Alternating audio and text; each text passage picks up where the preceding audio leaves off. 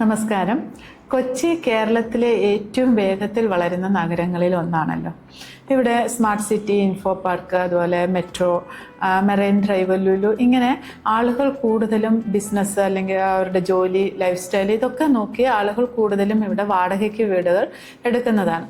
ഇങ്ങനെ വാടകയ്ക്ക് വീടുകൾ എടുക്കുമ്പോൾ ടെനൻസ് ഏറ്റവും കൂടുതൽ പിഴവുകൾ വരുത്തുന്ന ചില മേഖലകളുണ്ട്. അതിലൊരു 5 മിസ്റ്റേക്സുകളെ കുറിച്ചാണ് നമ്മൾ ഇന്ന് ഈ വീഡിയോയിൽ ഡിസ്കസ് ചെയ്യുന്നത്. റെന്റ് എഗ്രിമെന്റ് ഒരു ഫോർമലായിട്ട് കരുതുന്നത്, അതൊരു ക്ലിയർ ആയിട്ട് പ്രോപ്പറായിട്ട് ടെനന്റ് വായിച്ചു നോക്കാതെ തന്നെ സൈൻ ചെയ്യുന്നത്. ഇങ്ങനെ വരുമ്പോൾ വെക്കേറ്റിംഗ് ടൈമിലൊക്കെ ഒത്തിരി ഡിസ്പ്യൂട്ട് വരാനുള്ള കാരണങ്ങളാണ്. അതുപോലെ ഈ ഡെപ്പോസിറ്റ് കൊടുക്കുമ്പോൾ നോർമലി കൊച്ചിയിൽ 3 month ആണ് ഡെപ്പോസിറ്റ് കൊടുക്കുന്നത്. ആ ഡെപ്പോസിറ്റ് ടേംസ് അറിയാതെ ഡെപ്പോസിറ്റ് കൊടുക്കുന്നത്, അതിനൊരു പ്രൂഫ് വെക്കാതെ കൊടുക്കുന്നത്. അതുപോലെ ഈ മെയിൻ്റെനൻസ് ചാർജ് ആരടയ്ക്കണം, ഓണറാണോ?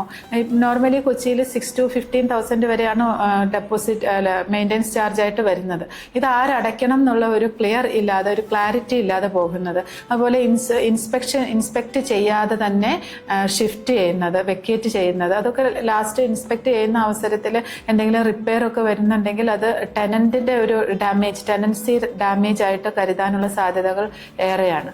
അപ്പോൾ ഇങ്ങനെയുള്ള മിസ്റ്റേക്സ് ഒക്കെ അവോയ്ഡ് ചെയ്യുകയാണെങ്കിൽ സ്മൂത്ത് ആയിട്ട്, സെക്യൂർ ആയിട്ട്, ട്രാൻസ്പെറൻ്റ് ആയിട്ട് വീട് വാടകയ്ക്ക് എടുക്കാനായിട്ട് സാധിക്കും. അപ്പം നിങ്ങൾ വീട് വാടകയ്ക്ക് എടുക്കുകയാണെങ്കിലോ വാങ്ങുകയാണെങ്കിലും ഒക്കെ legal clarity plus documentation support കിട്ടാനായിട്ട് ഒരു രജിസ്ട്രേഡ് ആർടിഎസ് റിയൽറ്റേഴ്സ് പോലുള്ള രജിസ്ട്രേഡ് റിയൽ എസ്റ്റേറ്റ് ഏജന്റിനെ സമീപിക്കുന്നത് വളരെ നല്ലതായിരിക്കും.